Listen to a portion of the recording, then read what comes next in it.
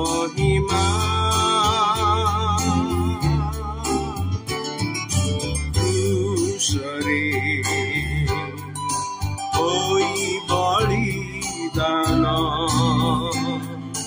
प्रेमे देले आमको से पाप क्षमा। प्रिय श्रोता बंधु प्रभु श्रीकृष्ण पवित्र नाम रे आपनको शुभेच्छा। पवित्र बाइबल हितोपदेश 6 अध्याय 16 और 17 पदरे आम यहीपरि पाठ करूँ। 6 गोटी विषय को सदाप्रभु घृणा करते।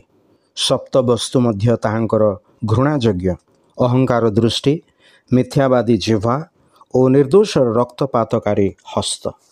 मनीष अति सहजरे मिथ्या कहे, यह द्वारा से किछि अनुभव करे नाही, कारण यार परिणाम से जानी न थाए। नूतन नियम रे प्रेरित मानक समय रे जो माने विश्वास कले से माने समस्ते एकत्र रही सबु पदार्थ साधारण संपत्ति बोली ज्ञान करुथले।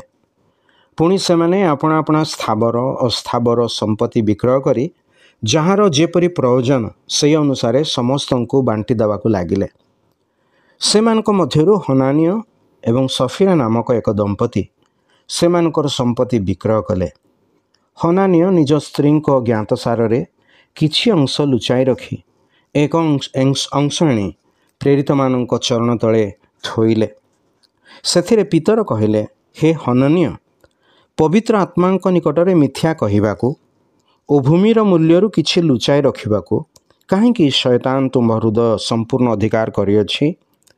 विक्रय न हबा पूर्वे ताहा कौन तुम्भ निजर होई रही नथिला, और विक्रय हेबा उतारे सेथिर मूल्य कि तुम्भ निज अधिकार रे नथिला। तेबे तुम्भे किपरि आपना हृदय रे एई विषय भाबिल। तुम्भे जे मनुष्य निकटरे मिथ्या कहिल ताहा नुहे, मात्र ईश्वरଙ୍କ निकटरे मिथ्या कहिल। एई सब कथा शुणी हनन्य कछाड़ी होई पड़ी प्राण त्याग कला।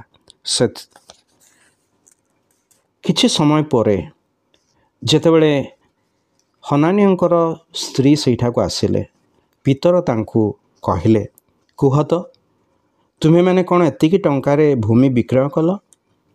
से कहिला, हाँ सेतिकिरे।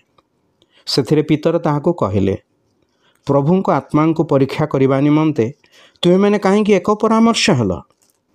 देख, जो मैंने तुम्भ स्वामी को समाधि दे अछंती से मैंने द्वार पाखरे उपस्थित हेलेनी, आउ से मैंने तुम्भ को बाहर को बही नहीं जिबे। तत्क्षणात से तांको पाद तले कचाड़ी हुई पड़ी प्राण त्याग कला। वास्तव रे से मैंने ए कार्य करने को बाध्य करा जाई नथिले। जमी विक्रय करी मिथ्या कहिबार कौनसी आवश्यक नथिला। मिथ्या कहिबा सेमानंकु एते बड़ जना पड़िला नहीं, तथापि ताहार परिणाम भयंकर हला। एथिपाई ईश्वरंकर वाक्य कहे जे ईश्वर मिथ्यावादी जिह्वा को घृणा करते। जोहन निज पत्र रे एपरि लेखंती, जीशु जे ख्रीष्ट अटंती, यह जे नास्ति करे ताठारु आउ मिथ्यावादी किए। वाक्य कहे, तुम्हें जदि मुखरे जीशु को प्रभु बोली स्वीकार करिब, आउ ईश्वर तांको मृतमानक मध्यरु उठाई अछंती बोली हृदय रे विश्वास करिब, तेबे परित्राण प्राप्त हब, अर्थात से पाप क्षमा और अनंत जीवन प्राप्त हब। तेबे ख्रीष्टन को अस्वीकार करी आमे मिथ्यावादी हेबा ना, तांको त्राणकर्ता रूपे स्वीकार करी स्वर्ग स्थान प्राप्त हेबा। सठिक निर्णय नेबा निमंते ईश्वर आपनकु साहाय्य करंतु। धन्यवाद।